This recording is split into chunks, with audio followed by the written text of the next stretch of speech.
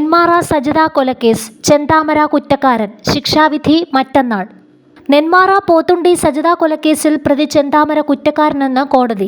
Palakkad 4ാം additional ജില്ലാ കോടതിയാണ് ചെന്താമര കുറ്റക്കാരനാണെന്ന് വിധിച്ചത്. ചെന്താമരയ്ക്കെതിരെ ചുമത്തിയ കൊലക്കുറ്റം അടക്കമുള്ള കുറ്റങ്ങളെല്ലാം തെളിഞ്ഞു. മറ്റന്നാളായിരിക്കും കേസിൽ ശിക്ഷാവിധി പ്രഖ്യാപിക്കുക.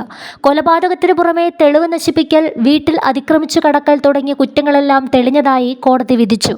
എന്തെങ്കിലും ബോധിപ്പിക്കാനുണ്ടോ എന്ന് ചെന്താമരയോട് കോടതി ചോദിച്ചെങ്കിലും ഒന്നുമില്ല എന്നായിരുന്നു അയാളുടെ മറുപടി.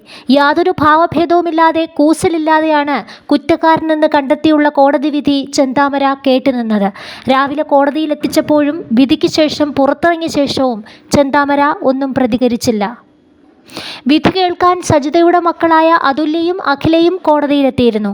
രാവിലെ 10:45 തന്നെ പ്രതിയായ ചെന്താമരയെയും കോടതിയിലെത്തിച്ചിരുന്നു.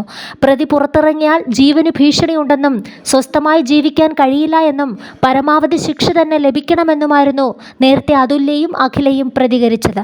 സജിത കൊലക്കേസിൽ റിമാൻഡിലായിരുന്ന ചെന്താമര ജാമ്യത്തിലിറങ്ങിയ ശേഷം നടത്തിയ ഇരട്ടക്കൊലപാതകം കേരളത്തെ ഞെട്ടിച്ചിരുന്നു.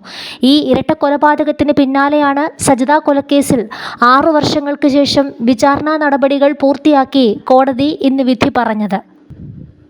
ഭാര്യ പിണങ്ങിപ്പോകാൻ കാരണക്കാരി എന്ന് സംശയിച്ചായിരുന്നു 2019 സജിതയെ വീട്ടിൽ കയറി ചെന്താമര കൊലപ്പെടുത്തിയത്.